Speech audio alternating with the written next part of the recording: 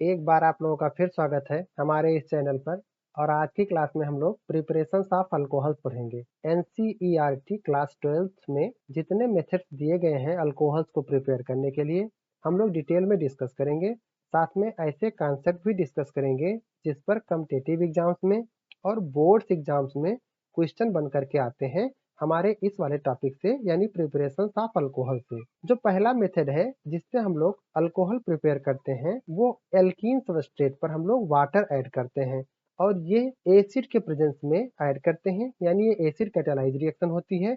हम लोग जानते हैं कि यहाँ पर जो वाटर होता है ये आयोनाइज होने के बाद प्रोटॉन यानी H प्लस और OH माइनस बनाता है।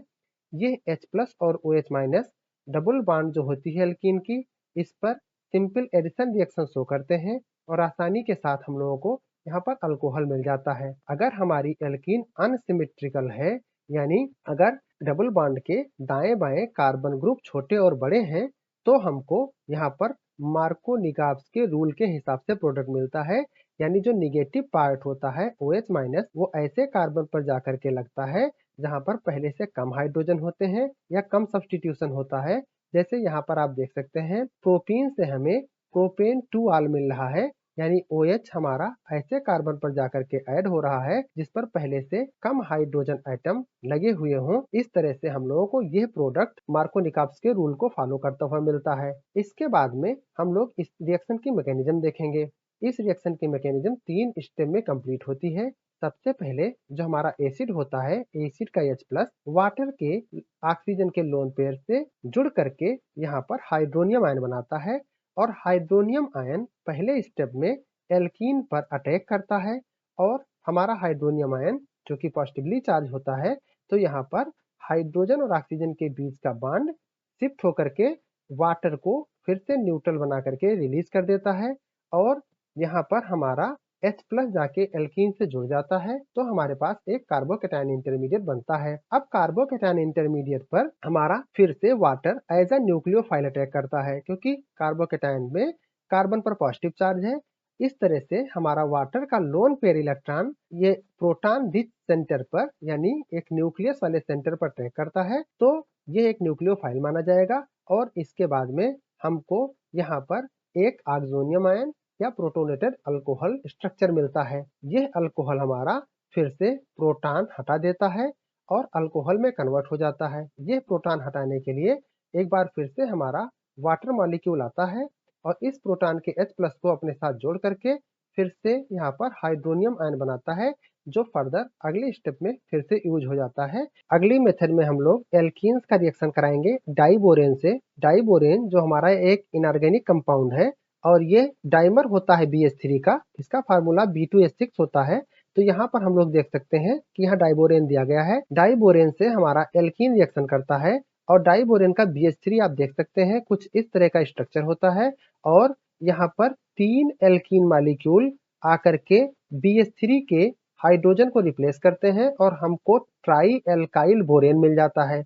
यह ट्राई एल्काइल बोरेन अगले स्टेप में हाइड्रोजन परऑक्साइड यानी H2O2 के साथ में हाइड्रोलाइज किया जाता है और ये रिएक्शन एक्वस सोडियम हाइड्रोक्साइड के प्रेजेंस में होती है। तो यहाँ वो आप OH आयन भी देख सकते हैं और हमको प्रोपेन 1 आल मिल जाता है और यहाँ पर बोरिक एसिड यहाँ से रिलीज हो जाती है। अब हम यहाँ देख सकते हैं कि ये जो रिएक्शन है ये एंटी मार्कोनिकाव्स रूल को फॉलो करते हुए बनी है। अगर यहाँ पर एल्कीन आप देखेंगे और यहाँ पर OH ग्रुप जो लगा देखेंगे, वो ऐसे कार्बन पर लगा हुआ है जिस पर ज्यादा हाइड्रोजन है। इस मेथड को HC ब्राउन ने 1959 में डिस्कस किया था, समझाया था और उनको 1979 में केमिस्ट्री में इसके लिए नोबेल प्राइज मिला था, जो इन्होंने शेयर किया था जी विटिक के साथ में। यहाँ पर हम लोग आसानी के साथ समझ सकते हैं कि जो एल्कीन हमारा होता है, एल्कीन पर जब डाइबोरेन रिएक्शन करता है, इसके बाद हाइड्रोलिसिस होती है, तो हमको एंटी मार्कोनिकाफ रूल के हिसाब से, यानी अपोजिट टू मार्कोनिकाफ रूल के हिसाब से प्रोडक्ट मिलता है। हमारी यहाँ एल्कीन देख सकते हैं आप और फिर प्रोडक्ट में अल्कोहल में OH ग्रुप की पोजीशन देख सकते हैं। OH हमारा टर्मिनल कार्बन पे लगा हुआ है और हमारा हाइड्रोजन गया है बीच वाले कार्बन पर जिस पर कम हाइड्रोजन थे, तो OH निगेटिव चार्ज ऐसे कार्बन से लगा है जिस पर पहले से ज्यादा हाइड्रोजन थे। इस तरह से इस वाले प्रोडक्ट को हम लोग एंटी मार्कोनिकाफ रूल से बना हुआ प्रोडक्ट मानेंगे। इस रिएक्शन से अल्कोहल की यील्ड भी अच्छी होती है, एक्सीलेंट यील्ड के लिए ये रिएक्शन जानी जाती है। अब हम लोग जो दूसरा मेथड है जिससे हम लोग अल्कोहल्स बनाते हैं उसको सीखने जा रहे हैं। हम लोग एल्डिहाइड और कीटोन के साथ में यानी कार्बोनिल कंपाउंड के एल्डिहाइड और कीटोन के साथ में कैसे बना सकते हैं अल्कोहल्स। तो जो एल्डिहाइड और कीटोन्स होते हैं अगर इनको हम लोग रिड्यूस करें किसी दिए गए रिड्यूसिंग एजेंट के साथ में, जैसे कैटालिटिक हाइड्रोजनेशन करें, तो हम लोगों को एल्डिहाइड जो होते हैं वो प्राइमरी अल्कोहल देते हैं और जो कीटोन्स होते हैं वो सेकेंडरी अल्कोहल देते हैं। अगर यहाँ पर हम देखें तो जो प्लेटिनम है, पैलेडियम है और निकिल है जिस पर आकुलेटेड हाइड्रोजन होते हैं, जिनके सरफेस पर हाइड्रोजन एडजॉर्प्शन के द्वारा लगे रहते हैं, वो इस रिडक्शन में मदद करते हैं और हम आसानी के साथ ये अल्कोहल प्रोडक्ट प्राप्त कर लेते हैं। साथ में अगर हमारे पास कुछ अच्छे रिड्यूसिंग एजेंट जैसे सोडियम बोरोहाइड्राइड NaBH4 या लिथियम एल्यूमिनियम हाइड्राइड LiLH4 है, तो ये रिएक्शन आसानी के साथ में हम लोग प्राप्त कर लेते हैं। यहाँ पर आप देखेंगे एल्डिहाइड के रिडक्शन के लिए हम लोगों ने प्रेफर किया है कोई सिंपल कैटालिटिक रिडक्शन, जैसे पैलेडियम ले लीजिए, लेकिन कीटोन का रिडक्शन करने के लिए हम लोगों ने सोडियम बोरान हाइड्राइड लिया है। तो ये रिएक्शन आप आसानी के साथ देख सकते हैं। अब हम लोग यहाँ पर देखें, अगर हमारे पास कार्बोक्सिलिक एसिड है तो कार्बोक्सिलिक एसिड को भी थोड़े स्ट्रांग रिड्यूसिंग एजेंट जैसे लिथियम एल्यूमिनियम हाइड्राइड के साथ रिड्यूस करा करके हाइड्रोलाइज कराते हैं तो हमको आराम से प्राइमरी अल्कोहल मिल जाते हैं। लेकिन और ये मेथड हमारा काफी अच्छा माना जाता है, इससे अल्कोहल की काफी यील्ड आती है। अगर हम लोग यहाँ पर देखें तो लिथियम एल्यूमिनियम हाइड्राइड थोड़ा एक्सपेंसिव रिएजेंट है, तो हम लोग इसको कुछ स्पेशल केमिकल बनाते समय ही यूज करते हैं। अगर हम लोगों को कमर्शियल लेवल पर इस तरह से अल्कोहल बनाने होते हैं तो हम पहले एसिड को एस्टर में कन्वर्ट कर लेते हैं। तो एसिड और अल्कोहल का रिएक्शन करा के एसिड मीडियम में एस्टरिफिकेशन कराते हैं। एक बार एस्टर बन जाता है उसको हम लोग सिंपल कैटालिस्ट लेकर के जो हाइड्रोजन प्रोवाइड कराते हैं यानी कैटालिटिक हाइड्रोजनेशन कर करके आसानी के साथ दो अल्कोहल मॉलिक्यूल बना लेते हैं। तो एस्टर बना करके एसिड से एस्टर बना के अल्कोहल बनाना सिंपल है, कम खर्चीला है और ये प्रैक्टिस में लाया जाता है। इसके बाद में अब हम लोग देखेंगे कि हम लोग ग्रिग्नार्ड रिएजेंट से कैसे अल्कोहल बना सकते हैं। ग्रिग्नार्ड रिएजेंट से अल्कोहल बनाना बहुत सरल होता है। इसमें दो स्टेप होता है। पहले हम लोगों ने ग्रिग्नार्ड रिएजेंट पढ़ा है। ग्रिग्नार्ड रिएजेंट जो हमारा होता है उसका जनरल फार्मूला RMgx होता है।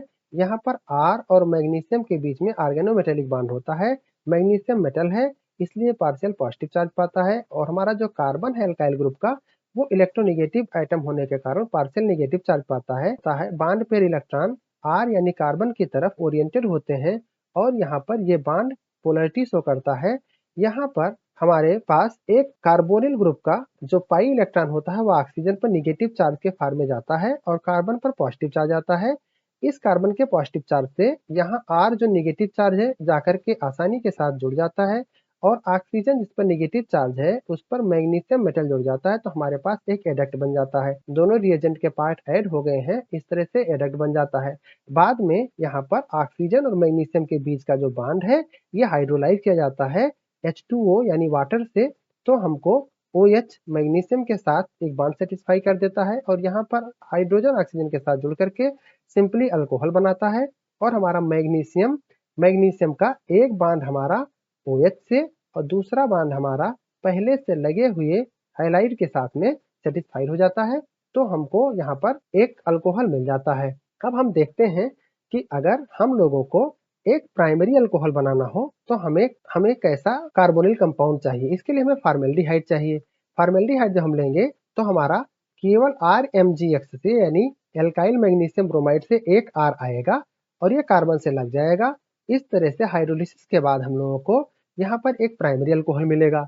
लेकिन अगर हम लोग यहाँ पर एल्डिहाइड अदर देन फॉर्मेल्डिहाइड लेते हैं तो हम लोगों को यहाँ पर एक R पहले से एल्डिहाइड में लगा रहेगा, एक एल्काइल ग्रुप और एक एल्काइल ग्रुप हमारा ग्रिग्नार्ड रिएजेंट से आएगा, तो हम लोगों को हाइड्रोलिसिस के बाद जो प्रोडक्ट मिलेगा वो सेकेंडरी अल्कोहल होगा। और अगर हमारे पास कीटोन है तो कीटोन में कार्बन से दो एल्काइल ग्रुप लगे रहेंगे, एक एल्काइल ग्रुप हमारा आएगा ग्रिग्नार्ड रिएजेंट के साथ में, तो हमारे पास यहाँ पर टर्सरी अल्कोहल हमको मिलेगा। इससे हम लोगों को पता चलता है कि अगर हमें प्राइमरी अल्कोहल बनाना है तो हम मिथेनॉल यूज करेंगे।